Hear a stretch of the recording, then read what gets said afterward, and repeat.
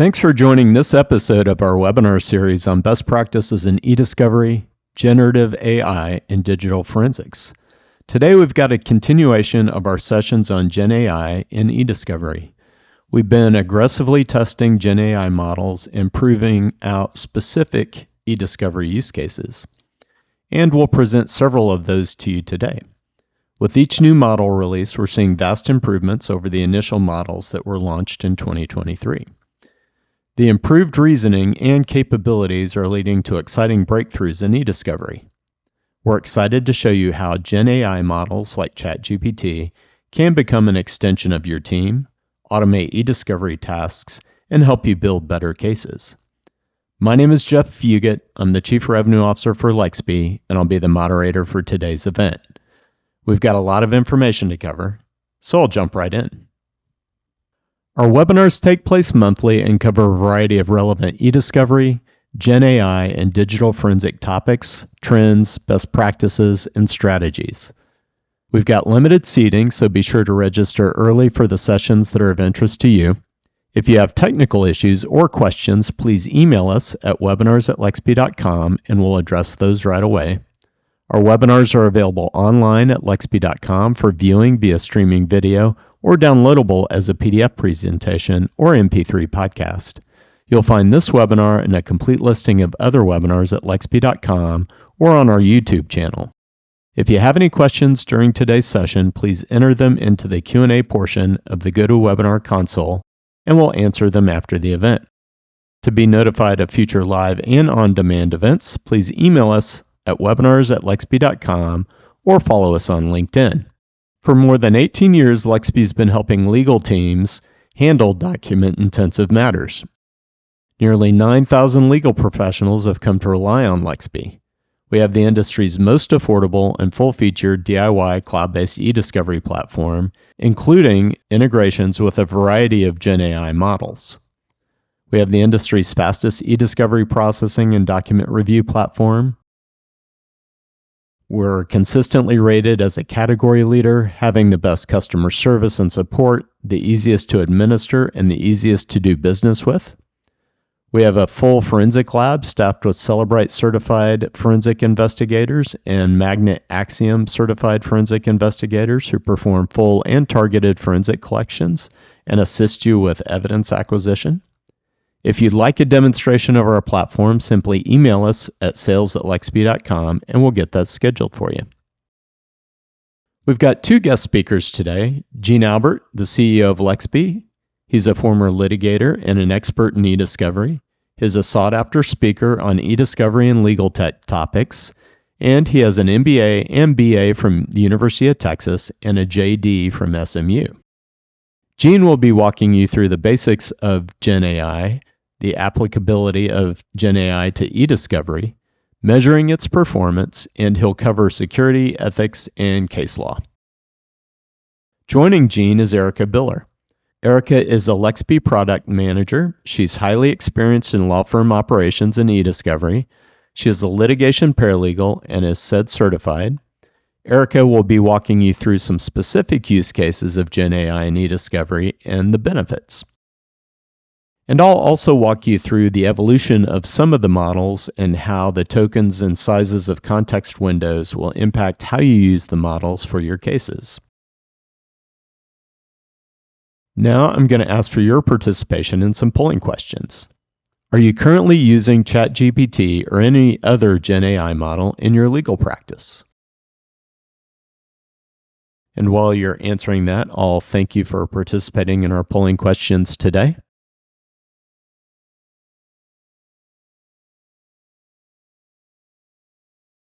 All right, I'll go ahead and close that poll. And our second question, how do you think using ChatGPT and GenAI and eDiscovery will benefit your practice?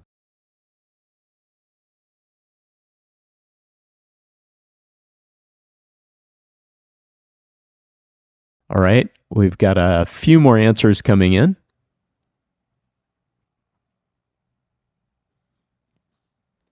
And I'll go ahead and close that poll. And without further ado, I'll turn it over to Gene Albert. Gene? Thank you for attending our webinar today. In the first part, I'm going to be speaking about background and key concepts having to do with the generative AI and eDiscovery, and also speculating on some of the legal issues that have been raised by this. This is, of course, a dynamic area, and the technology and the law is changing at a very fast rate. So we will need to be updating this as we go along in the future. Secondly, there's just a lot of material here in this introductory webinar, so I'm going pretty quickly through some of it. If there's areas that you're interested in, you'd like us to explore in more detail, let us know in the comments. Also, there's going to be more detail in the slides. First, what is it? Well, it's the latest version of in artificial intelligence, and it's promising to revolutionize the eDiscovery workflows. It goes under different names, chatbots, LLMs for large language models. I'll talk about a little bit later.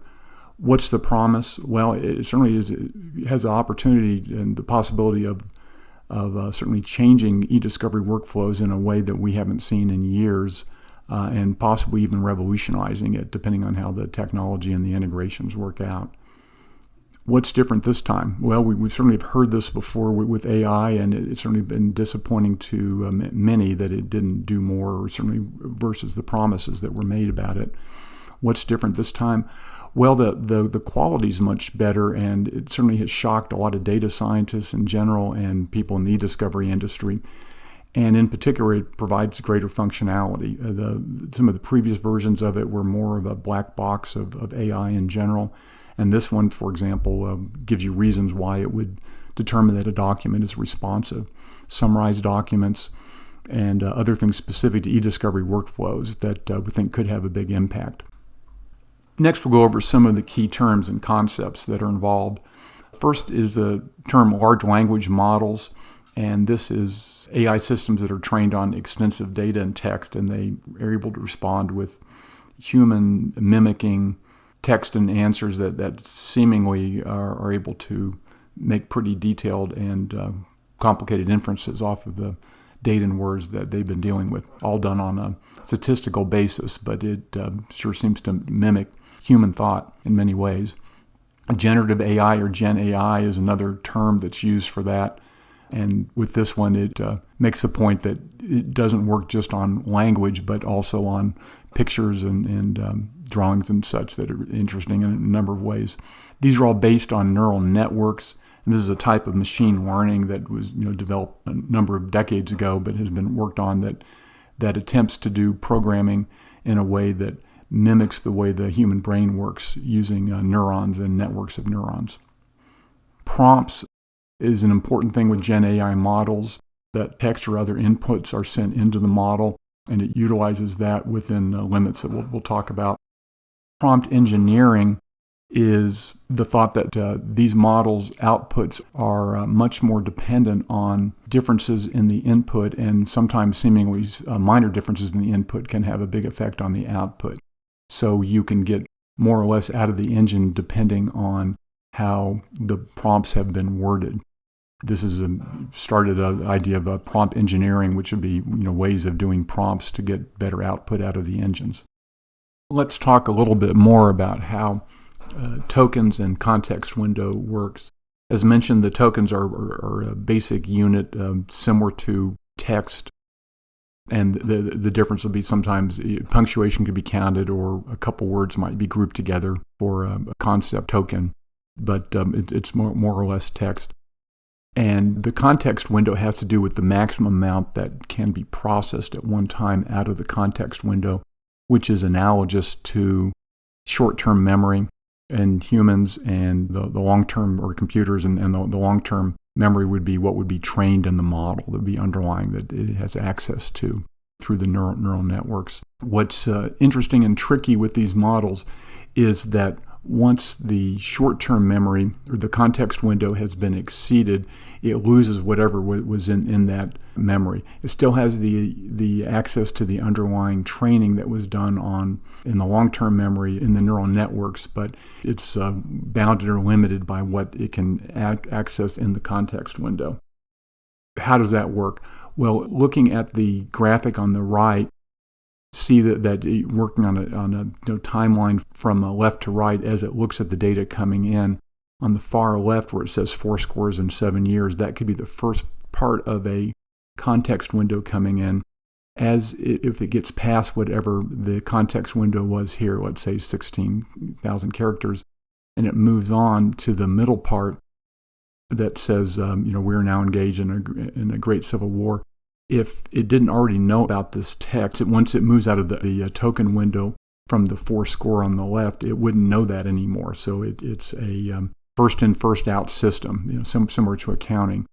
And then similarly, if the context window was too big, or if there's too much data went into the context window, it wouldn't get what was at the end of it, which would be, can long endure. This has to be managed, and just thinking how big the context window is and where you are and what data you've put in. The systems themselves don't do this that well. Right now, they're pretty silent about that, but with integrations in eDiscovery, and of course, this has been managed. But it's good to keep that in mind.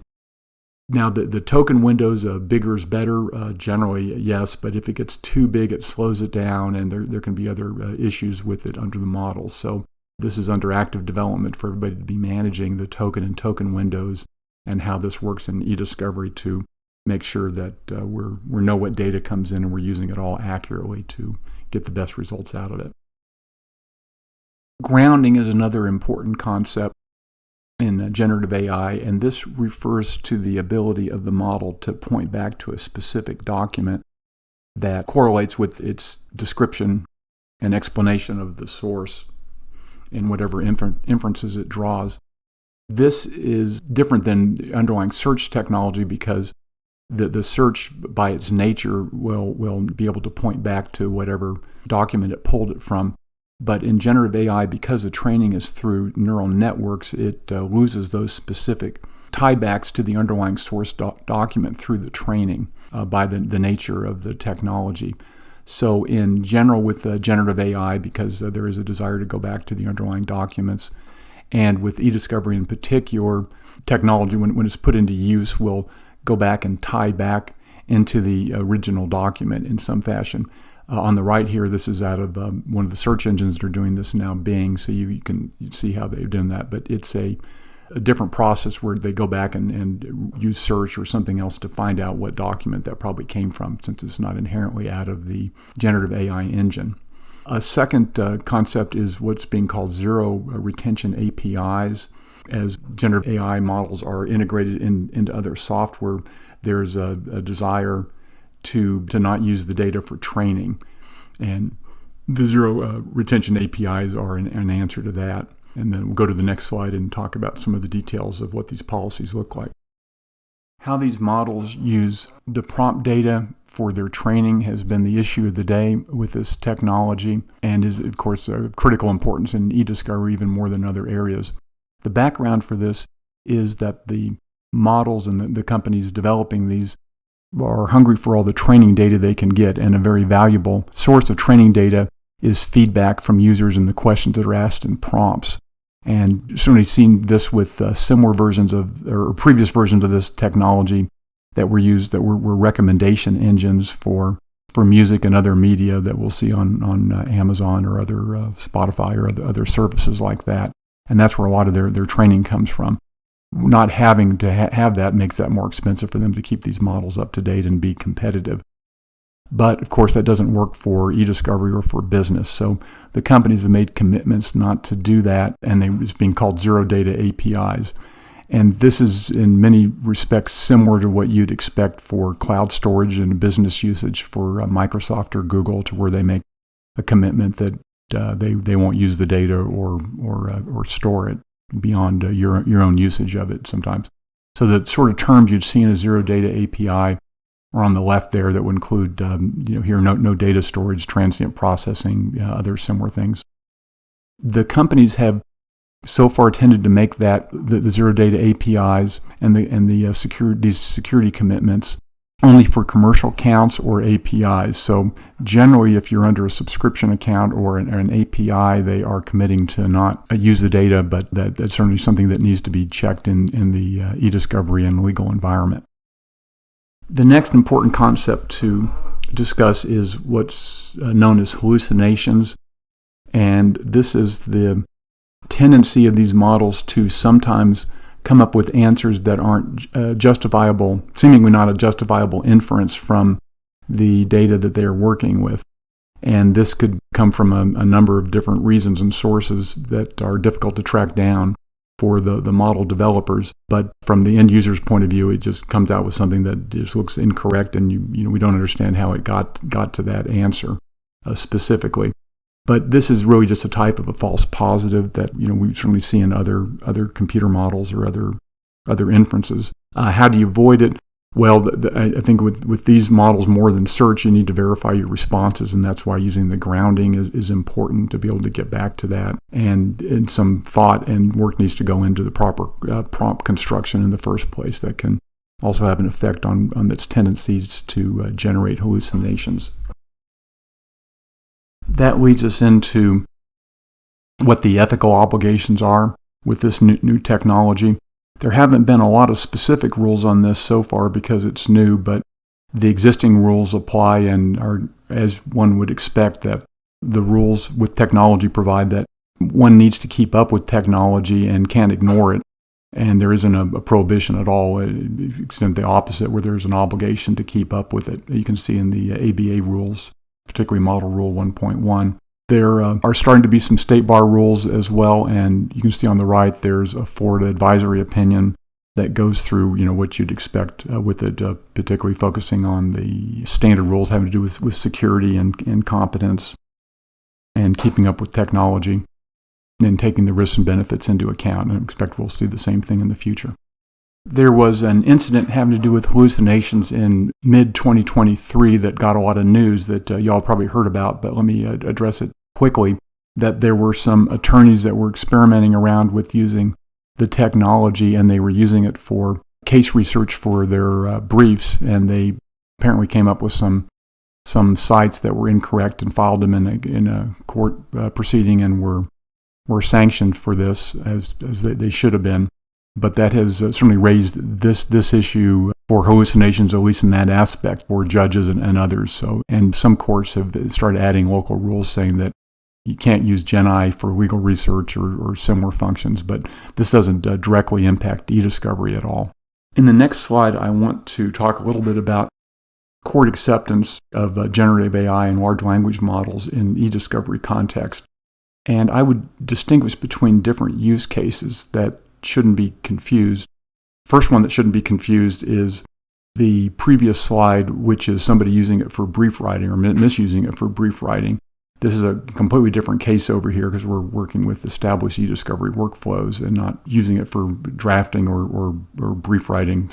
I think that is a very different case. The first eDiscovery use case would be to use it in what we call co-pilot mode, perhaps a document at a time or several documents at a time. And this is where it's being used with the reviewing attorney, and it's a technology tool to make the attorney more efficient. And in this way, it's similar to search or computers in general, and just part of the attorney doing their job in the current world. So I don't see any particular legal cases that are going to come up with that other than just proper use and supervision. Second use case is what we're calling autopilot mode, and that's where one might use the technology to go through and classify a number of documents or all documents in the case as to responsiveness or privilege or other confidentiality, PII, other workflows, and we'll show some examples of that later. Here, in this situation, this is being used as a way of prioritizing review by the attorneys, and the attorney will go through and look at documents. Now, in this case, I think, again, this doesn't raise very many issues that we don't already have in search.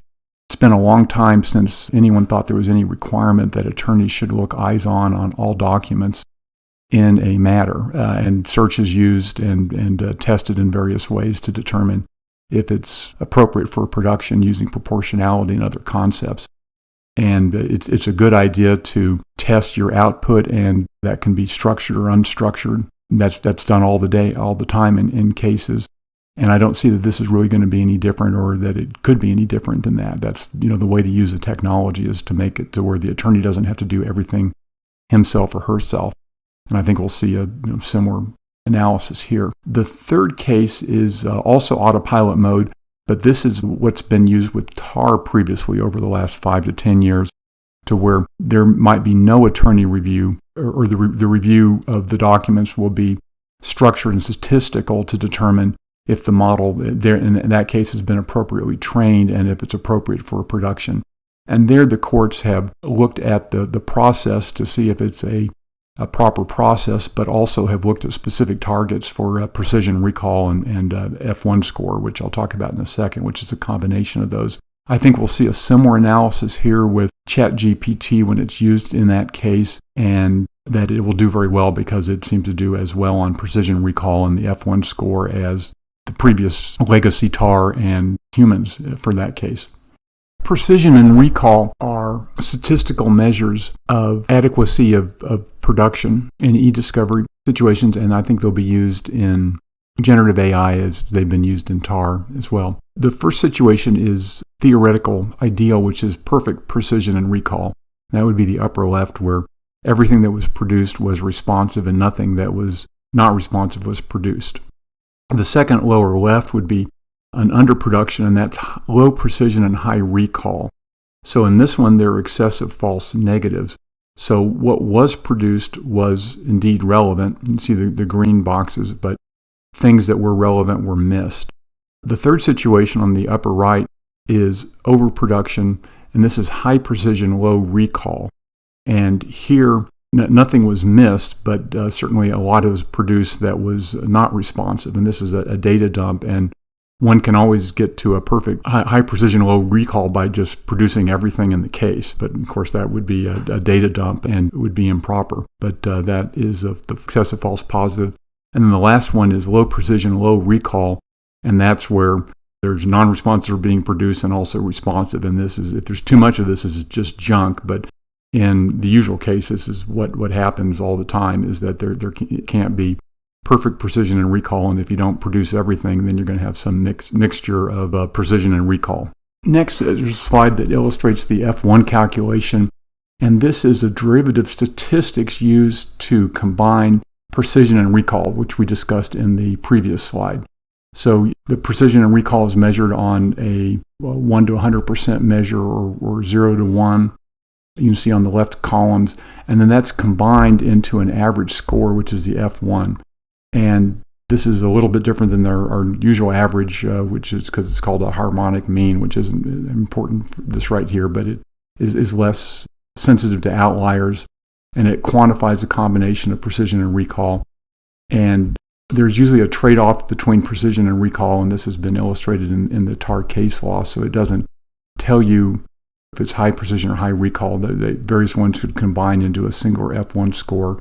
But the 0.7 where I have certainly is a target that's mentioned in some of the literature, and these are the sort of scores that have been looked for in the previous case law when using TAR or when doing regular search reviews. An important issue in connection with evaluating generative AI in an automated eDiscovery context is how well the technology performs versus humans. We tend to think, as part of our cognitive bias, that humans perform very well, if not perfectly, in situations, but the research doesn't support that. There was a 2010 study suggesting that humans' accuracy on review type situation is only about 50%, even though we think it's much, much higher. The TREC proceedings, which was a government-sponsored research project having to do with TAR technology, showed only about a 57% recall rate in conjunction with search. Precision is really no better. It tends to be a trade-off between recall and precision in the study. The higher the recall, the lower the precision. There's a trade-off between the two. A broader search is higher recall, low precision. Narrow search is lower recall and high precision. So on the human versus machine, at least on the studies, there really is no gold standard, and that reviewers, even qualified reviewers, may differ between themselves as much as 30% of the time as to a classification. So we tend to think of humans and attorneys in eDiscovery as being a real gold standard, but we're probably a 10 standard at best. So that leads to the applicability of the existing TAR case law to generative AI uses for automated classification in conjunction with productions. What will the courts do? Well, I think they will apply the TAR case law. This is really just another type of technology-assisted review with different technology, and that's, I think, the way the courts will look at it. The courts have been tended to support TAR usage very, very much, and they do that, I believe, because they're worried about what will happen to our court system with the increased number of documents if we don't use technology to deal with the documents that technology has brought us.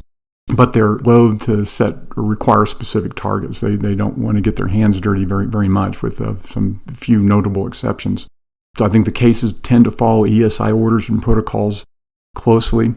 So if one does identify using any kind of production technology in an ESI order, the courts will tend to enforce it without too many questions, and don't want to jump into the details of that. The early cases having to do with TAR technology tended to focus on the specific technologies and the procedures used, but the later cases don't get into the details of that as much, and instead look at the output and testing. And this is where the precision recall and F1 score come in. The cases don't so much dictate a specific precision or recall or F1, but some of them have approved or have certainly dealt with cases that have been in areas of specific targets. So there's one case, Lawson, that was talking about an 85% recall rate that thought was reasonable. And then in another case, precision in the ESI order had been targeted at 85% and it wasn't met at 57%. And discovery was extended to allow more time for production in conjunction with a targeted ESI order. The next slide are a few current practice recommendations that I summarized from current publications by people who are actively working in this area. And I think this will likely be applied to the generative AI technology-assisted review as well. They certainly look closely at the recall and precision scores and using the F1 to combine them, and that a target in the range of 70 to 80% for a recall would be a good target that a court would support. Precision might be targeted at 70% as well, but that tends to vary more than the targets for recall because of the trade-off between the two, and between the two the courts will prioritize having a better recall estimate as being more valid to actually get the evidence, and dropping off on precision that's a good trade-off up to a point where it's some sort of data dump. The next slide shows some testing that we did internally on F1 scores for generative AI compared between the different models that are out there and humans. And this is why we and others are so excited about this technology. You can see with the red line that is 70%, that 70 to 80% goal is to where many of the practitioners and courts have looked in conjunction with the previous legacy TAR. And you can see that the generative AI models do very, very well against humans and the different models that are out there. So they seem to all be within the range that are very competitive with humans. We've seen in other studies. It generally is usually meeting a 70% plus F1 target. And the advantage of the generative AI over the previous TAR is that this can give a confidence level, but also explain the confidence level and provide document summaries, which we didn't have with the other technology. So I think this will end up displacing that over time. This is all still improving all the time. We're seeing better and better results as the new engines are released through 2024. And lastly, for my part of the webinar, is one does need to do some statistical sampling if it's being used on an automated basis. So you need a way of gathering that and being able to document it in some fashion. So you can see here how we've done that within Lexby, showing the precision and recall against human testing, and then what the false rate is, and then that will combine into an F1 score. So this or something similar should be used in conjunction with using it on an automated basis, although if one was using it simply as a co-pilot, I don't think any of this is legally required. And with that, I will turn it over. Thank you for your attention. Thanks, Gene. Before I turn it over to Erica, I'm going to walk you through the evolution of some of the models and their performance metrics, including context window sizes, speed, and reasoning performance. With OpenAI adding $6.6 billion to their coffers in their latest round of funding, we're not expecting the innovation cycles to slow down anytime soon. Most of the advancements of each release focus on either increased capacity and speed or improved reasoning. What's impressive is that ChatGPT reached 200 million weekly active users in record time. ChatGPT reached 1 million active users within 5 days of its launch and reached 100 million users by January of 2023, which makes it the fastest growing app in history. Its latest release, GPT-o1, is more expensive and not as fast in returning results because it takes reasoning to the next level by refining its thinking, attempting different strategies, and identifying mistakes. We've also seen impressive gains from Anthropic's Claude 3.5 Sonnet model. It has a larger context window than ChatGPT and a fraction of a second slower output speed. Google Gemini Pro has an enormous context window and decent speed, but hasn't performed as well in our tests reviewing documents for responsiveness. On this slide, I'm trying to help you demystify the situation with tokens. As you can see, one page of 500 words takes approximately 667 tokens to process in a GenAI model. That means in a 128K context window, you'll be able to input approximately 195 pages of content. Here you can see how some of the different models stack up against the others in terms of context window size, estimated page counts, and output speed. There are a plethora of other models, and we'll work to keep you apprised of the latest performance benchmarks. Check our blog at lexby.com if you're interested in keeping up with these innovations. For use in eDiscovery, we found that GPT-4o and Claude 3.5 Sonnet are some of the highest performing models. And Erica will walk you through some of the use cases that we're utilizing these models for. And I'll turn it over to her to get started. So, what are some use cases that AI can be used in for eDiscovery? The first one that we're going to touch on is determining relevancy or responsiveness. Now, we're approaching this from the perspective of utilizing generative AI to help conduct a first level review. So, essentially, we've put together a prompt here, and we have a topic, and then we're asking the AI to respond yes or no. So either the document is responsive to this topic or not responsive. And then we're asking it to give a confidence rating of its assessment based on a scale of 1 to 10, with 10 being the most confident and 1 being the least confident. And we've also asked for a brief summary as to why it has made the assessment it has. And we've also specified a format for the output of its response. As you can see, the AI determined that this document was responsive to this particular topic. It had a confidence level of 9, and then it also provided us with the brief summary that we requested, and it gave us the overall response in the format that we requested as well. So when we look at this from the perspective of a first level review, imagine running this prompt across all of the documents in your data set and then taking the documents that have a confidence level of, say, 8, 9, or 10, promoting those to the next level of review, and then maybe taking documents with a confidence level of 7 or lower, and either maybe doing some extra searches on them, or generally just putting another set of eyes on those documents before you make the determination as to whether or not you want to go ahead and promote them to the next level of review.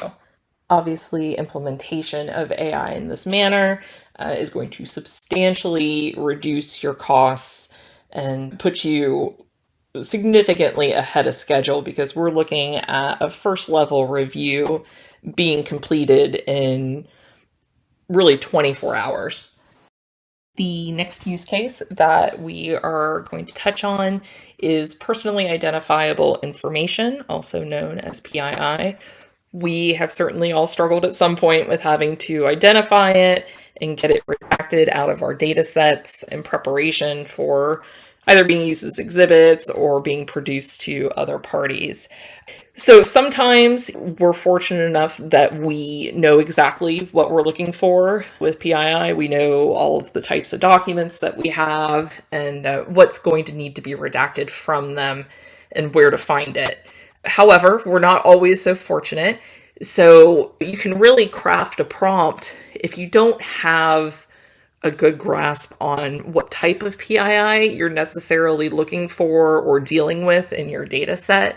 You can put together a prompt and ask it, hey, what types of PII are in this group of documents? And it'll provide you with a list. Again, you can be specific if you want. You can see here in the example on the slide that we have specifically asked for email addresses, social security numbers, and phone numbers, which is precisely what it gave us. And that was off a basic patient intake form.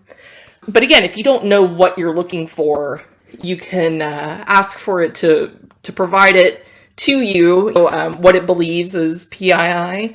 And then you can actually go a step further and ask for it to provide it to you in a specific format. So, as we all know, phone numbers are never written in a consistent format. You know, area codes have parentheses around them, sometimes they don't.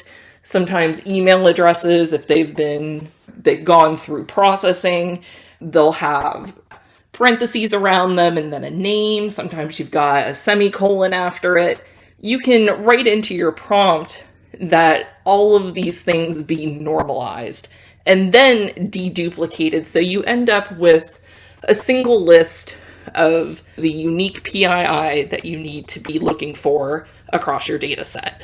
Another great use case for using AI is to analyze financial records, so bank statements. We recently had a user who was spending an inordinate amount of time going through bank statements for multiple accounts, trying to identify, looking specifically for transfers between one account to another. And then every time they identify one, they went ahead and added it manually to an Excel spreadsheet. And it was tedious, and the workflow is just untenable when you have that much data to pour through. So in this instance, we recommended using AI to help with that process. So you'll see here we have 4 different synthetic bank statements.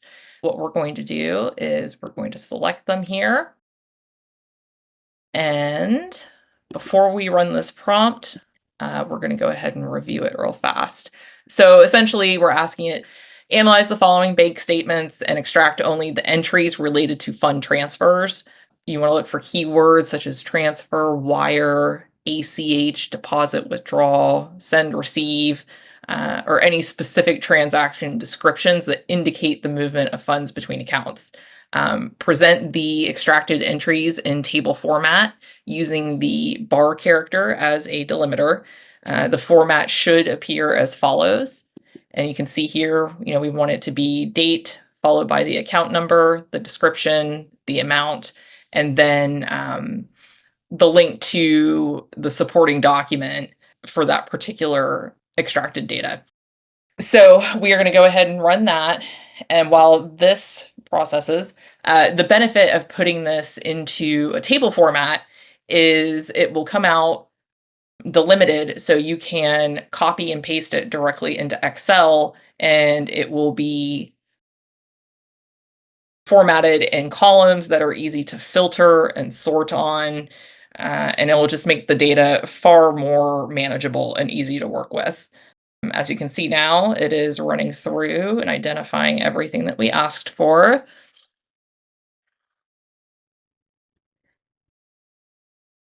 Yep. So these entries include both incoming and outgoing transfers, as well as electronic deposits and withdrawals.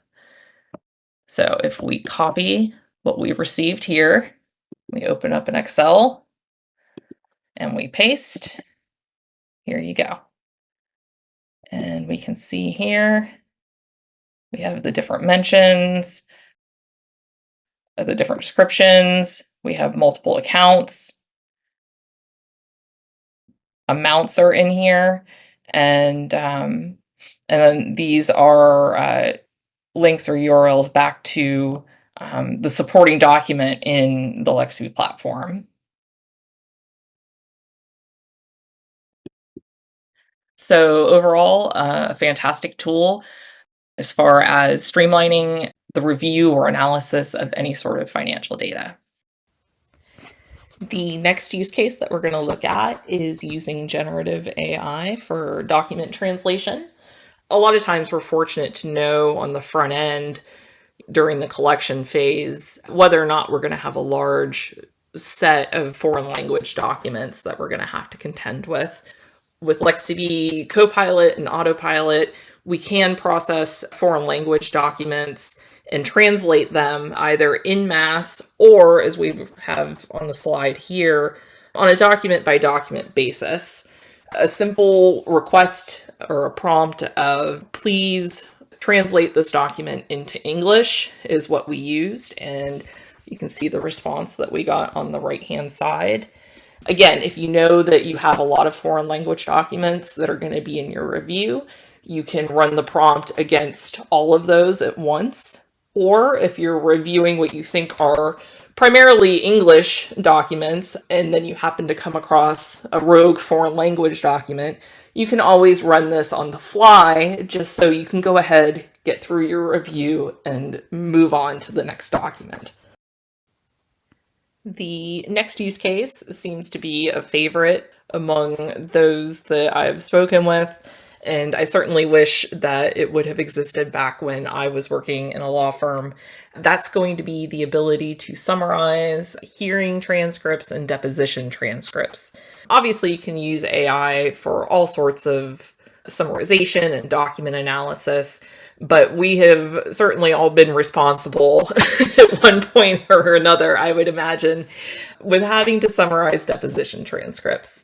Somebody has to do the dirty work, and so now we can have AI do it for us. So here we just, again, a very simple prompt. Please summarize this trial transcript that we have here. And that's exactly what it does. And it does it pretty quickly. And you also have the ability, if you have, say, multiple transcripts, using Lexi Copilot, you can select multiple transcripts or documents that you want summarized, and it will run through and create summaries for each. It can also, if you select multiple ones, take essentially the text from all of those and build a summary of those 10 documents in aggregate. So it's something to consider. Absolutely one of the most useful aspects, I think, of AI in eDiscovery. Another great use case for AI is for analyzing and summarizing medical records. At some point, most of us have been tasked with, taking a batch of medical records and running through and generating some sort of summary that's easy to read and digestible. So you'll see here that we have 5 synthetic medical records.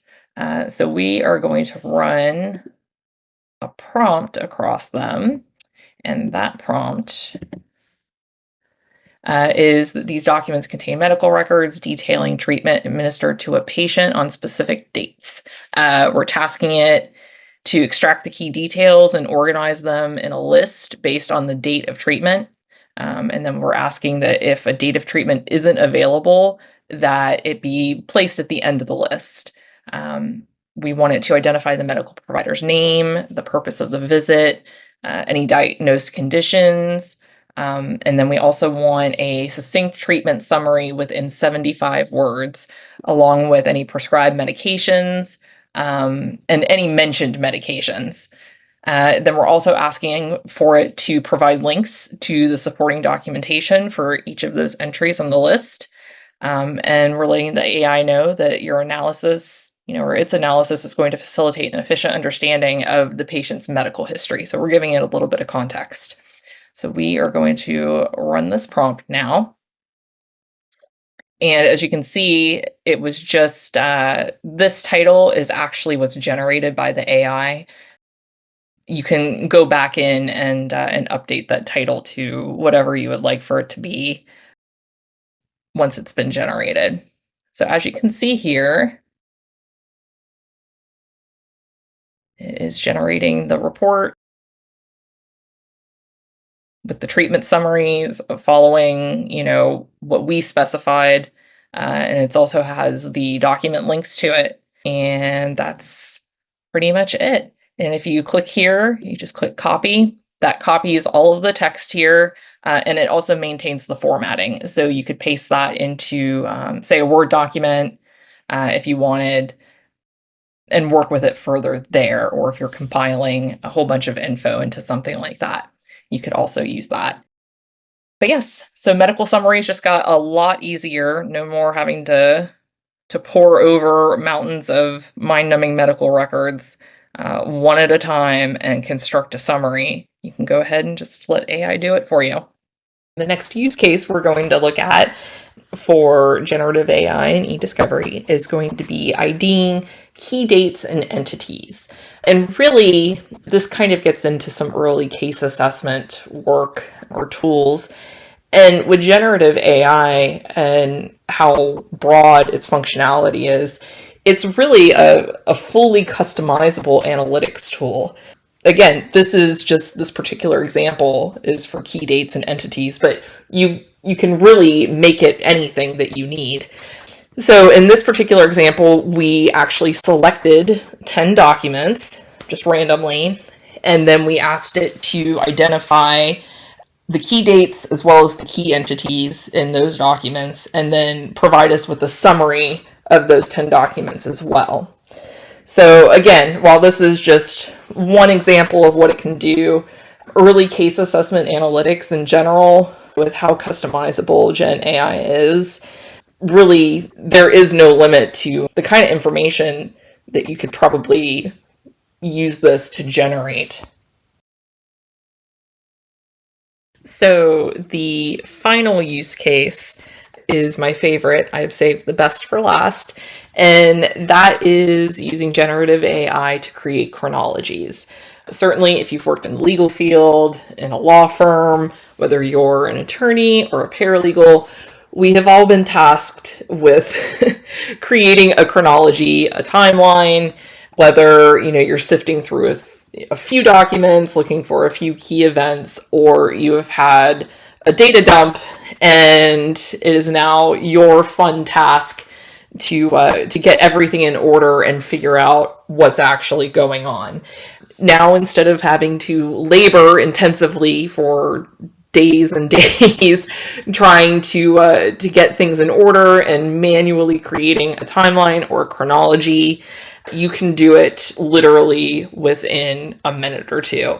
You'll see in this particular example, we used only one document. However, what's unique about it is that this document didn't have, it wasn't a document that would be used to be timelined in a sense that you would normally think of. And it actually mentions here, so we inputted our prompt, create a chronology of the key events in this document. And so it lets us know what this document is, but it also mentions that the key events and data points in the document are not events in the traditional sense, but are statistical updates and activities related to the direct access program as of specific dates. So again, it's not, these aren't dates in the traditional sense. It goes through and it timelines what are essentially these statistical updates and activities. And then to add even further context to the timeline, at the end, it states that the document does not provide specific events in a narrative form, but rather gives a snapshot of the direct access program status at the end of August 2001 and the activities related to the program within that month. So, every time I've ever created a chronology in the past, you go through diligently, create your entries and whatnot, but literally within certainly less than a minute, it spit out a chronology, and it even gave us context as to why these dates are not what you would traditionally see in a document chronology. So again, this was on one document. However, you can select however many documents you would want in the case and say, hey, create a chronology of the key events in this document, and it will go ahead and generate one for you. And that particular use case is one of my all-time favorites, and I absolutely wish that it existed back when I was working in a law firm. So just absolutely I think, one of the biggest time savers that generative AI can provide us for use in eDiscovery. Thanks, Erica, for walking us through those use cases. If you have any questions about use cases that we didn't cover today, you can submit them via the Q&A portion of the GoToWebinar console or submit them via the survey at the end of today's session. It's amazing how the continuously improving models are rapidly expanding the viable use cases in eDiscovery.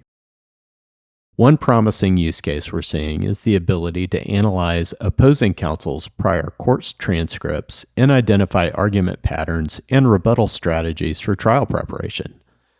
We'll present that use case at our next webinar. It's great to see how GenAI can be utilized pragmatically to help lawyers and paralegals successfully handle document-intensive and more diverse cases. As I mentioned in the introduction, we have an advanced forensic lab equipped with the latest tools to help collect documents you need for your cases. We perform remote and on-site collections and have performed collections from all kinds of sources, as you can see on this partial list.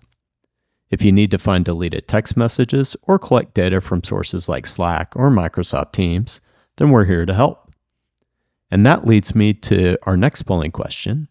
Do you have a digital forensic project, and would you like a complimentary consultation?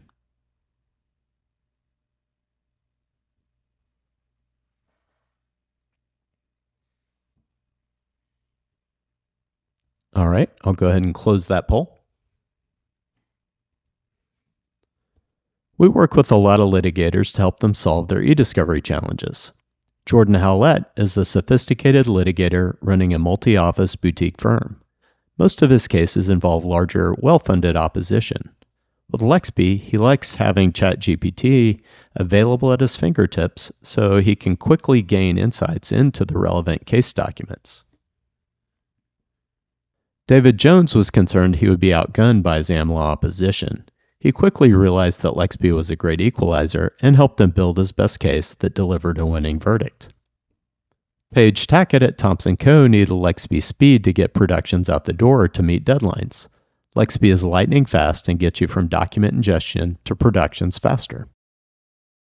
Patrick Biggins needed an easy-to-use eDiscovery platform to handle document-intensive cases. Lexby got him onboarded fast and provided the support they needed to build a strong case. With Lexby's eDiscovery platform hosted at Amazon Web Services, you get on-demand capabilities that scale to address the needs of your case. With Lexby's cloud infrastructure, you can get from document ingestion to review faster and get your productions out the door faster. All of your remote or mobile-connected employees can access the Lexby eDiscovery platform via web browser. It works great on Macs, PCs, iPhones, and Android devices. This gives you unprecedented flexibility and efficiency. I also wanted to point out that Lexby is a single end-to-end eDiscovery platform with a comprehensive GenAI feature set that is secure and doesn't limit your prompts or usage. And with that, I'll ask our last polling question. Would you like a demo of the Lexby eDiscovery platform?